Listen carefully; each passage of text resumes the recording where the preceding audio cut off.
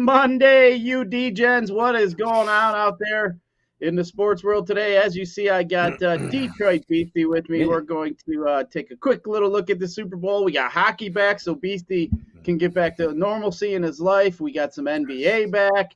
And, of course, we'll talk about a few different things going on in the sports world. But what's going on, Beastie? How's this Monday treating you? I'm good, think I got my comfy clothes on, right? I mean, I always have a hat on, whether it's this one backwards or whether it's the black Under Armour one where it's forward. But this thing, it's have you ever, as a man, now I don't know if anybody else out there will agree with me here, but I have a few dressers in my bedroom that I don't even know exist, right? I use the same, everything's hung up in the closet, and then I got my underwear drawer, my sock drawer, and that's about it. Well, I opened a dresser drawer yesterday, I don't know why, and I found this shirt in there. It fits me perfect, it's comfortable, it's warm, you can even wear it to bed. So here's to finding things that we already had, but falling back in love with those things. Yeah, I mean, I do that all the dang time, Beastie. I open up stuff like, man, that's where I put that thing, or you can't find it. Welcome to getting old there, buddy. But a couple things here, Beastie. I was looking through the sports news today and kind of had to chuckle at a couple things. I mean, man, can these guys stay out of trouble in Las Vegas? Here we had the Pro Bowl, and then Alvin Kamara gets arrested for assault and battery charges. I mean, like, come on, guys. I mean, that city, I know what stays in Vegas, happens in Vegas, supposed to stay in Vegas. But, man, if these athletes keep going there messing up, man, these guys are going to be staying in Vegas in a cell. But, man, this is just unfortunate. So, hey, something to remember here. If this doesn't really get resolved, this could be a lead up to a suspension for Alvin Kamara for next season. Yeah, and look, I'm not an attorney. I'm not a lawyer. I'm surely not a judge. I'm not even a police officer. But, folks, people know what I do. I'm definitely don't have a gavel, and I'm not handing out sentences here. And I try not to judge folks either, given my checkered past. I made no secret about the substance abuse and therapy that I still am in, and I don't care if anyone knows that because it's for me and it helps me. But when you look back at what Alvin Kamara has done over the weekend, again, it's still. What's the thing? It's called innocent until proven guilty. But I know a lot of us are way into these cop shows, Chicago PD or Law and Order SVU. That stuff is fake. I mean, it's scripted and it is what it is. But in this case here, Alvin Kamara arrested for battery, right? It sounds like he went to a bar or a club on Saturday at like 5 p.m., which was kind of weird. I mean, who goes to the bar at 5 p.m.? But I guess when you got nothing to do, time is not a factor. You got more money than you know what to do with. You can spend the day, spend the night at the bar. And then that's when it happened. He beat somebody up allegedly, and then he goes and dresses, plays in the Pro Bowl, only 32 yards, I think. And then the cops arrested him afterwards. So they were called to the hospital. Someone wanted to press charges. I realistically, Scott, I don't know if it was a man or a woman who, was assaulted or allegedly battered by Alvin Kamara here. And we've seen it all since the news came down last night or this morning. Everybody points to Las Vegas is the problem. Vegas is the reason why these guys are, going nuts with the money and the drugs and the women. Realistically, this could happen anywhere. I mean, I would imagine if the All-Star game was in Detroit, a little bit less that drinking and going nuts would happen because it's Detroit, let's say. But Vegas I'm not saying it promotes, bad activity. It doesn't promote folks acting out of their mind. It's just slightly elevated given the fact that everything is 24/7. You can get anything and everything 24/7, no matter what you want here. So again, I don't know. This is all allegedly. Alvin Kamara throughout his career, even in college, has had a stellar reputation. He's quiet, really, right? He's quiet. He's humble. I mean, he wears a nose ring. He's got his dreads. I mean, this dude on the football field has it all going on. So as this starts to open up and progress as the week goes by, I'm sure, Woodward Sports, me, you, and everybody else will take a close look at it here. But, it's not a good look, right? Right after the Pro Bowl, you get popped by the police and bam. So it really stinks. I'm kind of at a loss for words, that people have to act like this, even given the fact that he's got the world, he's got it by the short hairs here, and this is what happens. Yeah, I mean, new coach gets to walk into that situation with potentially an Alvin Kamara getting suspended. But talk about the Pro Bowl, Beastie. What the hell was that? What were we watching? I mean, that was god-awful. That was like a bona fide touch football game. I mean, that was just disgusting. I mean, Sean Taylor had to be looking down and be upset on that game, man. Where they playing two-hand touch? But hey, we were right. We focused on the tight ends. Andrew pretty much was the MVP guy you needed to have with his 2 touchdowns. But man, that was a messed up game. And then BC, you know what the funny part was? Matt LaFleur, the dude who kicks a field goal down 8 in a playoff game, which everybody questions. Then the guy literally is within 6. They got a rule that if you're within a touchdown, you can go for it on 4th and 15 to keep the ball instead of an onside kick. I mean, that's the exact scenario the NFL wanted. And what does he do? Just go ahead and keep the ball. I mean, you're not even playing tackle football. You're playing touch. Like, what the hell are you doing? You're just basically needed 1 first down, and they were going to be able to run out the clock. Like, I was thinking to myself, dude, take the damn chance. It's 1 play. It's 4th and 15. You still have your timeouts after that and the 2-minute warning to try to get the ball back. Like, I just didn't quite understand.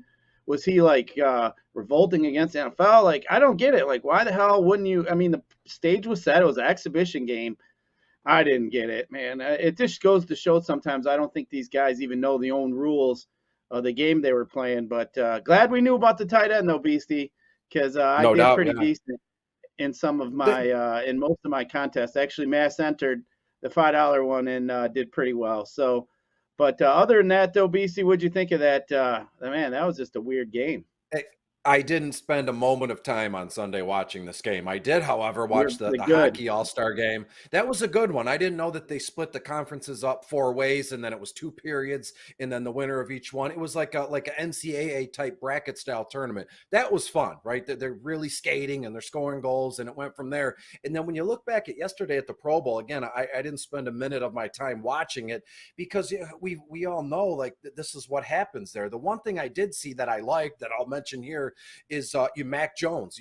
I'm sure we saw the if you watched it live, he scored like a 70-yard touchdown, something crazy, and everybody just stopped playing. That's the thing. He's a quarterback. Nobody wanted to smash him at the line of scrimmage. And then when he got into the secondary, everybody like put their hands up. And the view I saw, it looked to be like a camera from the opposing sideline, and he's running right towards you. This guy was 100% hooving it. He was going for it. And then he did the giddy dance and Jamar Chase. I mean, that was fun, but it was all just a product of not, I don't want to say laziness. These guys are professional athletes here, but it was a product of just, kind of stopping and what we're doing here. And again, when it comes to football, you want to see these guys. That's the love of football that we watch. We want to see grown men just beating into each other. And it's like gladiators, right? Give them, sticks and knives and see what they can do here. And then the Pro Bowl, it was just 2-hand touch. We saw that a couple times, yesterday, having caught the highlights. Literally a quarterback, he'd get through the line of scrimmage, and then the guy would put 2 hands on him, ref would blow the whistle, and that was it. To be fair, though, it was very embarrassing. If you spent any time on social media, during the day yesterday on Sunday the 6th here, and then again leading up to our broadcast here, everybody and their mother was putting it down and saying, what the heck? And I'm not talking about just a schmo like me or a guy like you, Scott. We're talking about, heavyweights, guys that are retired, Hall of Famers. Deion Sanders was just over the moon upset about what happened here. And again, they're going to have to change something here because, to be fair, I don't know what the viewership was like. I would, imagine what didn't even hold the candle to the worst game, right? Thursday night football or Monday night football, right? Chicago's playing the Lions. That probably did double, triple the numbers than the Pro Bowl. And that's not right. All of your stars go there. And for what? Just a big waste of time, if you ask me.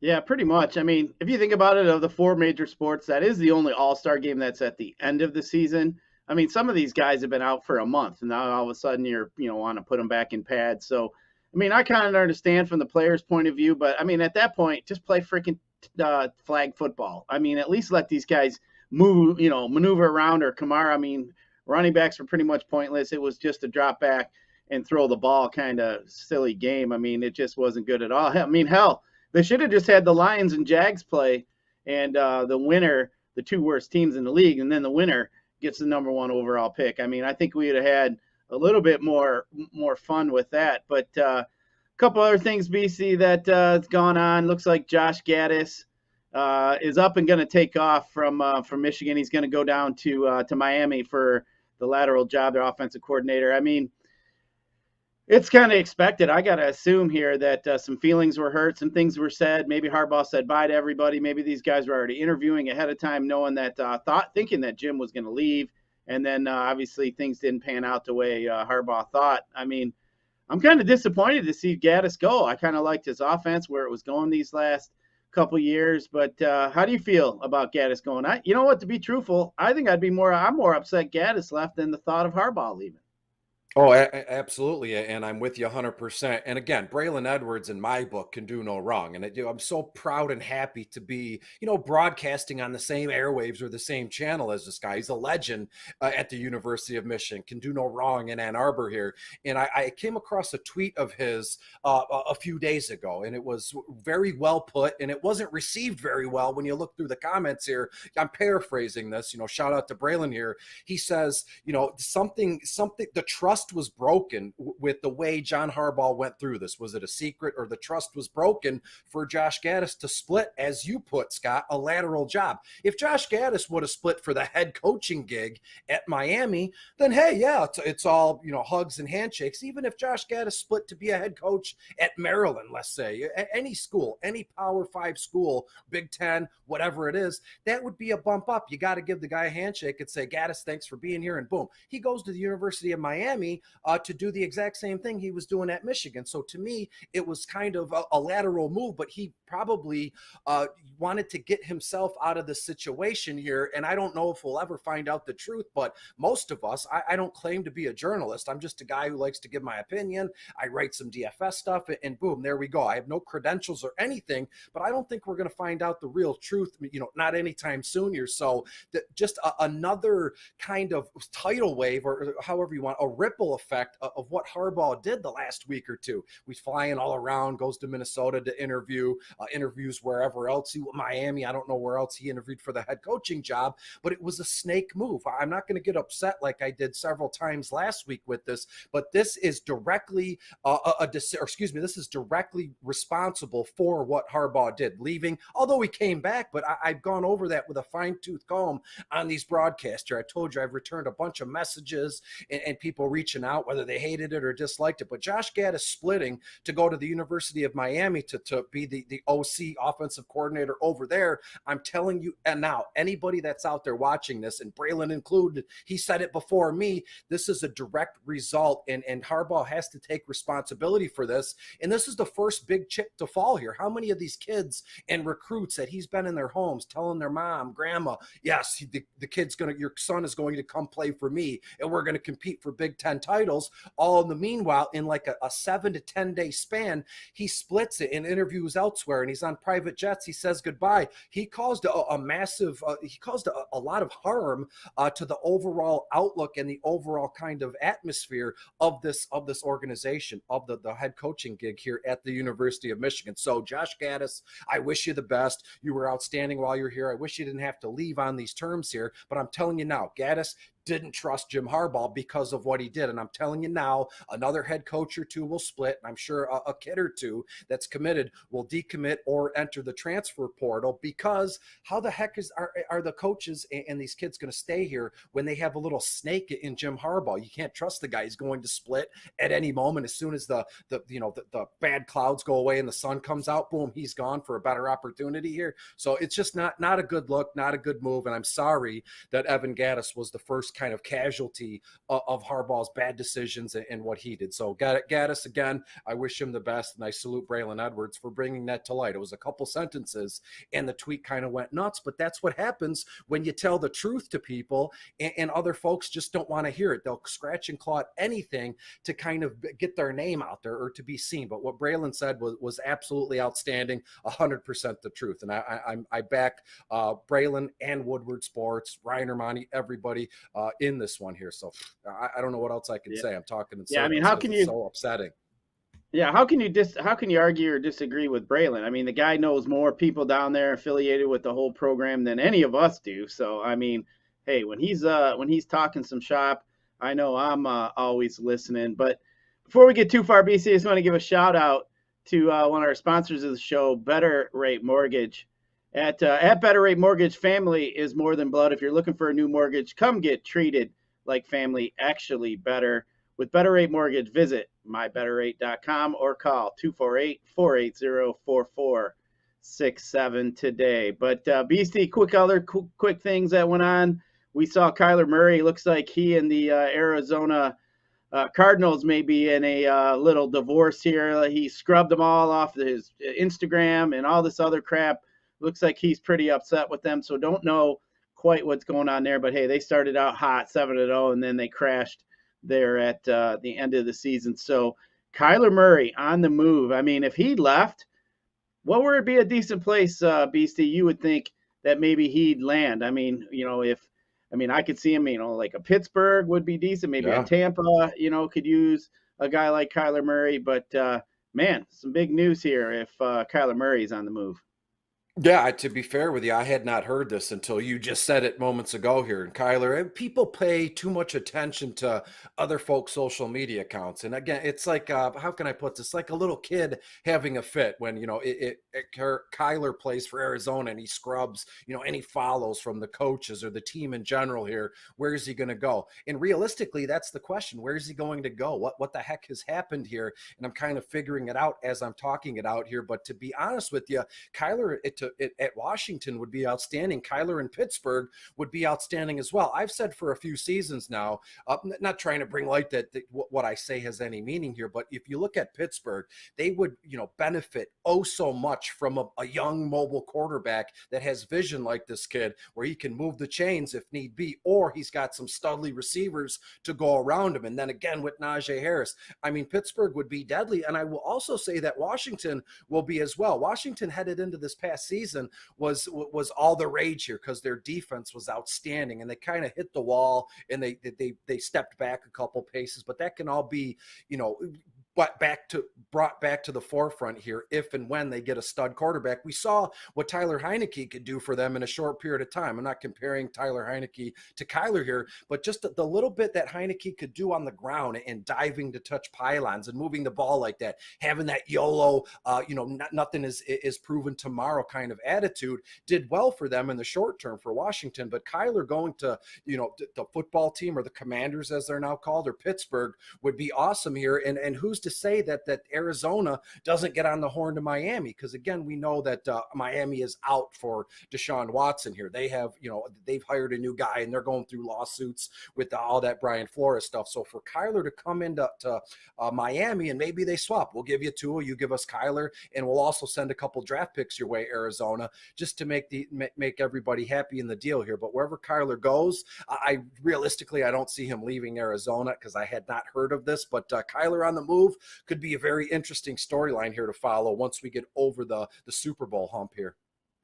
Yeah, I mean, Kyler, shit. If he went to Pittsburgh, having Lamar, Joe Burrow, and Kyler Murray in the same division, that'd be quite an interesting thing. That is for sure. But Beastie, we got the big week here amongst us here. We got the Super Bowl. In case you guys didn't notice, we tweeted out, put it on the Woodward Sports website. I wrote up a little article, found a bunch of trends, all kinds of fun stuff to take a look at and consider about the Super Bowl. But Beastie, we'll start out early. It's only Monday. As the week goes through, we'll look at maybe different player props, positions, stuff like that. But let's just start out with the game itself. We got the lines here. It's been a weekend. We're about the halfway point, really. But you look at these lines here, the over-under really hasn't changed, 48.5. But if you notice here, the lines, the point spread, we got 4 books who are down to 4 for the Rams. So FanDuel is included in that. But as you notice, DraftKings, BetMGM, Caesars, they are all 4.5. So, hey, obviously, if you're a Rams guy, FanDuel would be the better place. Now, they are at minus 112. So you got to bet 112 to win 100. But you're talking literally about $2 paying here different juice to get that half point. So to me, Beastie, FanDuel minus 4 at 112, or even Bet Rivers at minus 110. WinBet is at minus 108. We kind of got to look at these line changes here, these differences, and be smart about where we're going with our money. But at this point here, Beastie, I'm leaning Rams here at this point. I also like the under as we talked about here. So the spread really hasn't been moving all that much, but that half point going down, do you think we might see a bunch of money late coming in here on the Bengals that might lower the Rams, or do you think possibly the Rams are going to see a flood of money coming in here late that could bump it back to 4.5? So are we getting? I guess our decision is: are we getting a little discount here at 4 for a short period of time, and could it go back up even higher? Yeah, absolutely. What folks don't talk about here is, this last week was all well and good, right? We had a 2-week window for the Super Bowl, and bam, Super Bowl week is upon us here on Monday the 7th here. But what people don't mention, the point spread and the lines moving and the over under moving is a game within itself here as this week progresses. It keeps guys like us employed on a radio station like this or a TV channel like this, because it's all we're going to do. If I'm not mistaken, this time last week after the AFC and NFC championship games, I had a feeling that this line was going to move in and up, over, all throughout the week. And I said I could see this being like a pick 'em when all said and done. Saturday night leading up to Super Bowl Sunday here, I could see a case here where it's the Rams -1 or Cincinnati -1, because again, if you're betting, right, I don't have $1 million to bet on this game. Even if I did, I wouldn't anyways. But let's be honest here, a lot of people have all this unnecessarily whatever to do income here. People are buying cryptocurrency. People are, it's wild here. So there's going to be a lot of money bet on this game very late in the week. I'm talking Friday night all the way into Saturday night here. And it's absolutely going to impact the splits here. And it's going to impact the way this point spread is going here. I don't see the over under, being adjusted too much, because again, I think the final score is going to be within like just less than 50 points. So I don't think that changes too much. But the line here, the Rams -4, I think it could be down to a 1.5 here by Friday. And then when Saturday comes around, right before the kickoff on Sunday, maybe early Sunday morning, 2-3 in the morning, I could see a case here where it's going to be Cincinnati -1 here, because all this late money is just going to be poured in here. Because again, in the length of my life, I don't think ever that a sports book has been readily available across the board in the United States the way it is now. Even back to last Super Bowl, sure, you could go meet a guy in an alley with a brown paper bag, but that stuff's not logged, that stuff's not charted. So as the spring and the summer has gone on, and we're looking in February now, everybody can just pick up their phone and they can bet money one way or another. That stuff is all logged and calculated. So to me, I think we're in for a weird end of the week here in any way you slice it. I do like the Rams -4. If they're -2.5, I don't care, but I'm with you. I've already booked the Rams -5.5 or 4.5, I think it was. And we're going to watch this thing steadily incline. It's going to be a show within the show here as the week progresses and we see where all the money is going. But smart dudes or rich guys, they're going to wait till the last possible minute. They're going to flood the market with the Bengals here. We know that. I think I sound like Jim Cramer on that show he's got with the trades, and he's doing all that stuff. But to me, this thing is going to be outstanding as the week progresses, watching the lines, kind of move here right before our eyes.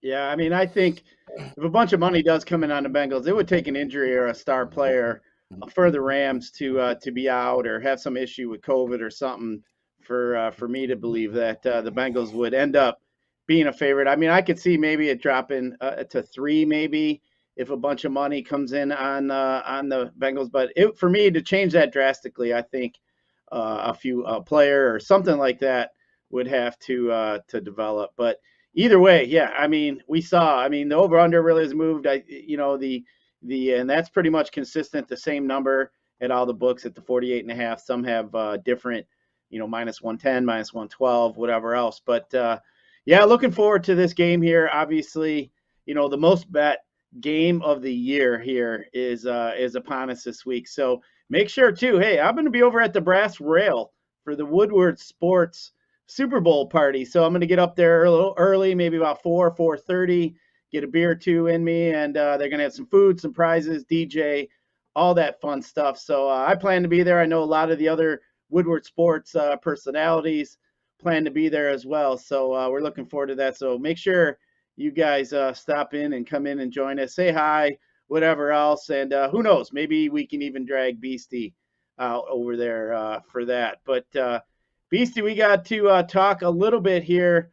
Let's do some NHL. I know you got you're getting your love sport back here this week. You got a little bit of hockey, had to take a little bit of break. We got a couple games here starting off the week here for us, but a lot of times, hey, we still got a little bit of DFS action. Both games start at 7 o'clock, but Beastie, both games 6.5 over unders.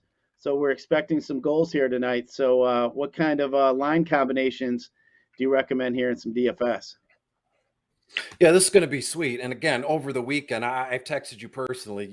We chat that way. It's always fun stuff, nothing serious here. And I had to dig in and actually play NBA this weekend, DFS, because I was kind of jonesing. I was itchy. I'm waking up in the middle of the night sweating because there was no hockey action. Hence the reason why I watched all the NHL All-Star game, and it was great. But when we turn our attention to tonight here, two games, as you said, one's in Ottawa, the other one's in Toronto. So we get the Canadian, double play here in this one. The New Jersey Devils are in Ottawa, and then the Carolina Hurricanes are in Toronto. So when you look at this one, I mean, there's only so much we can do in terms of stacking, but this is where I really make my bones in terms of betting and playing DFS.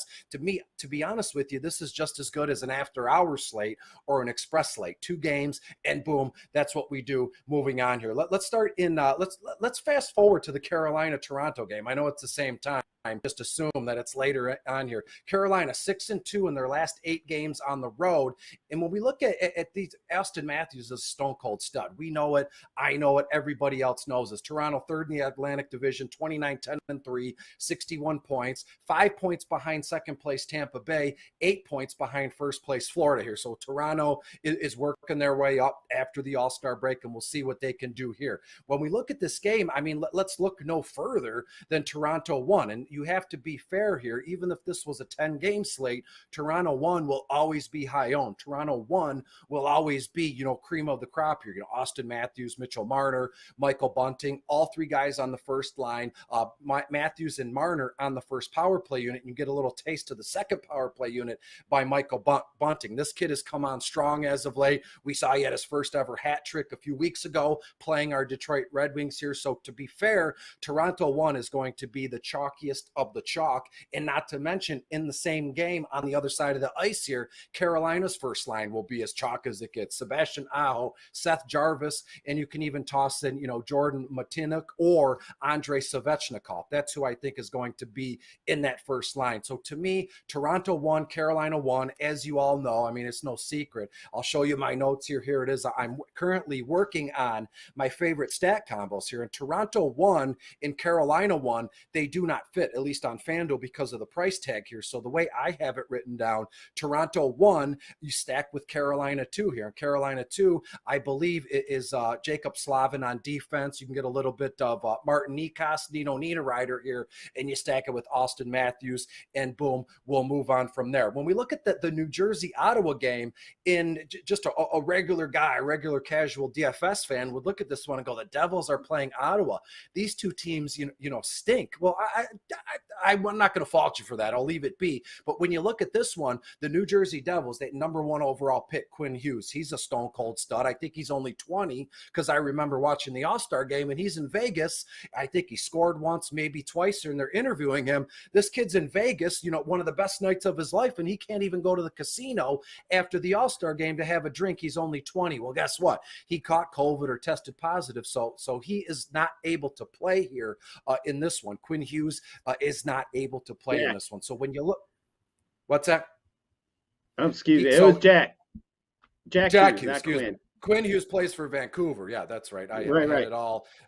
Yeah. So when we look at the New Jersey Devils here, there's not much to do here. When you look at stat combinations, line 1, line 2, they're all disheveled. They're all, in a weird spot here. This guy's on first line. So to me, the play would just be to mix and match a guy like Nico Hershireiser, first line, first power play unit. I believe he's their captain. He's going to see, a ton of minutes in this one, first line, first power play unit, and you stack him with Jesper Bratt. So you're going to get a portion of New Jersey's first line.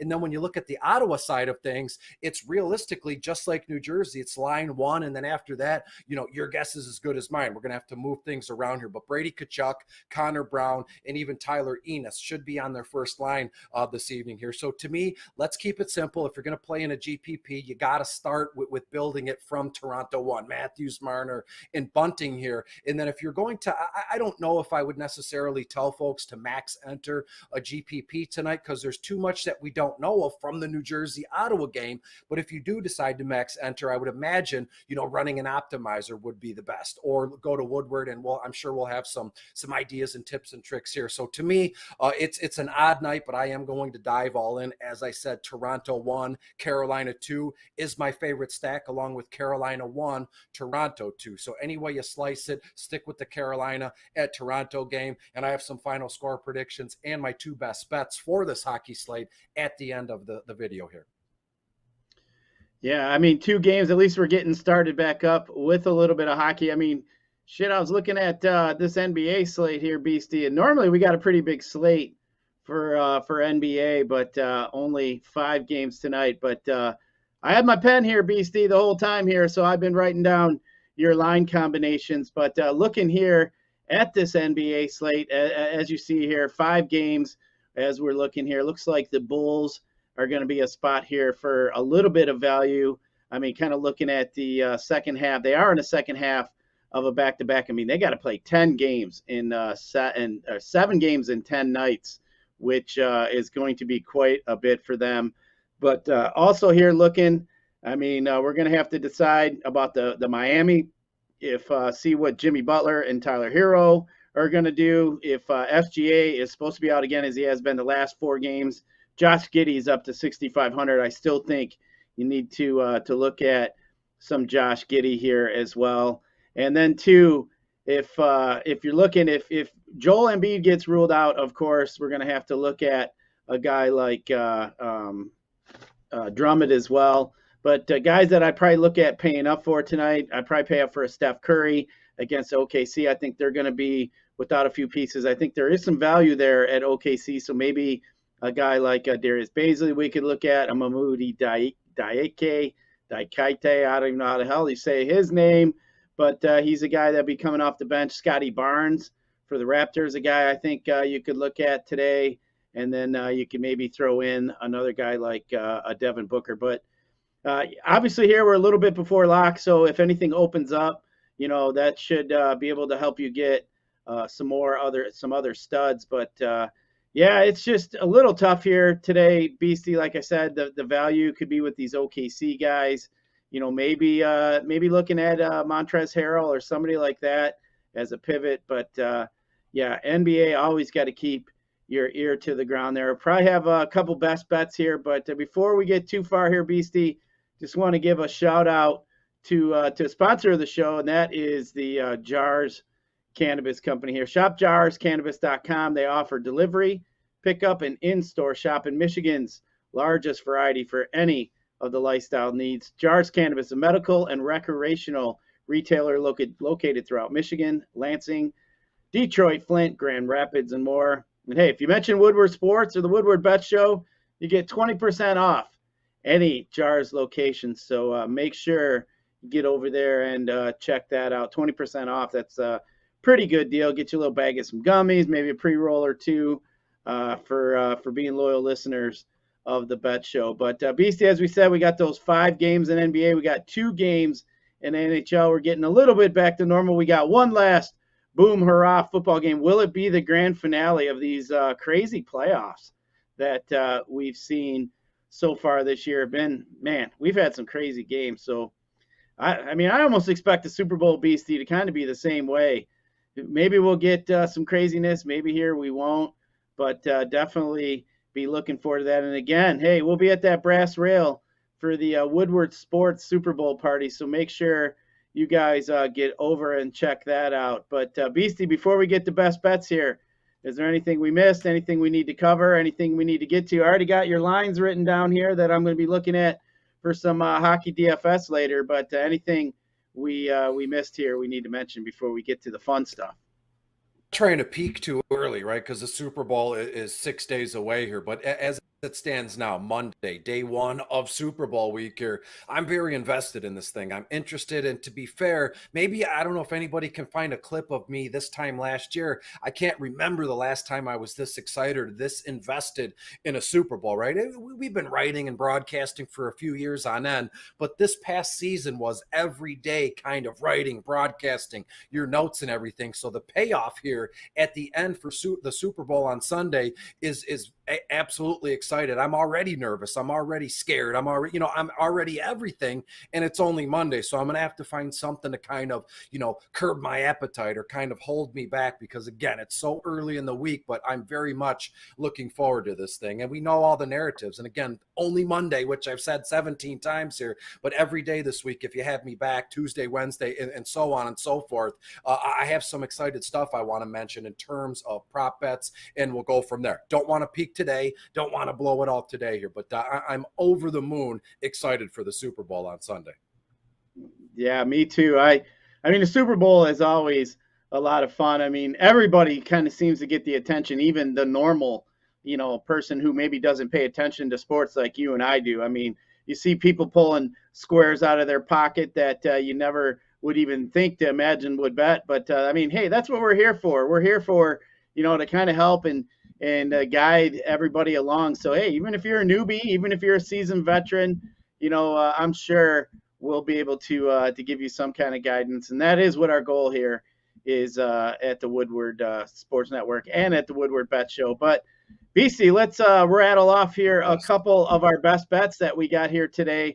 I'll let you go first, my man. So what do you got here for the people on Monday? Sure, I'm going to keep it with hockey because we haven't had like professional hockey aside from the All-Star game since last week. And here we go. New Jersey at Ottawa and then Carolina at Toronto. I have 4 best bets, and you can split them up 2 and 2 and then run a parlay of all 4 of them here. The move I'm going to make is I'm going to take the New Jersey Devils minus 105 in this one to pair with the over 6 goals with Carolina and Toronto. Boom, that's one. And the second one I have is I'm feeling froggy, right? I've really dialed it in today. So I'm going to place 2 final score bets here in this one. Final score after the end of 60 minutes, right? I've done that before and it hits, but then it's in overtime. That doesn't count. 60-minute final score. Make sure that's where you're putting it.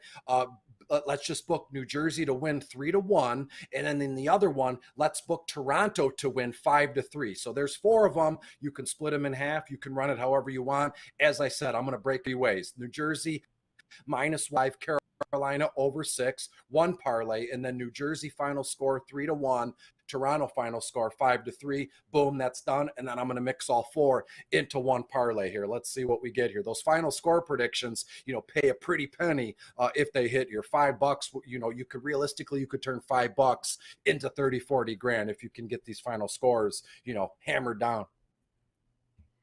Sounds good. I like it. So for me, Beastie, I got 3 bets here I like tonight, 2 in college basketball. And for one, I'm going to go with Virginia getting 12 against Duke. It's always fun to bet against Duke. I like nothing more to root against them, but I think Virginia is in a pretty good spot here. I think that 12 points is way too many. And then another one here, I am going to roll with Texas beating Kansas. So Texas getting the 1.5. You can take the money line. I just think Texas is going to win here. Been looking around the industry, saw several sharp bettors suggest Texas today. So I looked in a little bit. I think I'm going to roll with Texas as well. I know normally, betting against Kansas is not all that fruitful. And then the NBA, Chris, I got one last one here. I'm going to roll with the Utah Jazz -8. They got Donovan Mitchell back, just a key part of for that team. So I'm going to take Utah -8 against the Knicks. Looks like the Knicks here recently we just saw some little inner fighting there with the bench. I mean, it just looks to me that they're just a little bit discombobulated, not all quite there. But for me, I'm just going to roll with the Utah Jazz here. We saw Randall. Randall's the guy I was thinking about. Actually got in a little bit of an argument with a coach trying to show him something, smash, fluck at his computer or whatever else. So I just think when teams, especially on the road, I just think it's hard to bounce back. So I will give the 8. But again, we got Virginia +12, Texas money line or plus the 1.5, and then Utah -8. But Before we get out of here, just want to mention one last thing here. Make sure you guys are following our socials at Woodward Bets. You can follow Beastie at Detroit Beastie, me at G Risen. And then, of course, you can always follow the heavyweights on with Spencer and the boys. Make sure you guys check out that podcast. Man, I had that "You look real good today" in my head all day from those guys. But Beastie, before we get out of here, is there anything you want to say before we head out for this Monday? Yeah, I'm giving advice and I'm trying to give it back to myself in the meantime. Again, it's only Monday. Let's start slow here with our bets for the Super Bowl. If you're like me, just grab a pen and a piece of paper and just jot some ideas or some thoughts down. And then at the end of the week, I'm sure that if you write down 50 things, you'll be able to exclude 20 of them because they sound like a bad idea after you sleep on them for a couple days. But just write everything down. No need to really any prop bets at this moment in time. Plus, it's fun romanticizing the idea of some bets and some props throughout the week. And then when Friday rolls around or even Saturday, that's when we can start realistically booking these and putting them down at the sports book. So we got a long week ahead of us, but it's going to be exciting and it's going to be fun. So let's buckle in. And I'm looking forward to tomorrow, Wednesday, Thursday, Friday, Saturday, and then Sunday, the Super Bowl. Yeah, I'm looking forward to it. Lots of props that we're going to be able to look at and maybe jump on a little early, especially the yardage props. Those things move up and down so much. But we'll dive into that as the week goes, of course. But that is going to do it here for this Monday. For Spencer, for Beastie, I am Scott. We appreciate you listening, and we'll catch you tomorrow.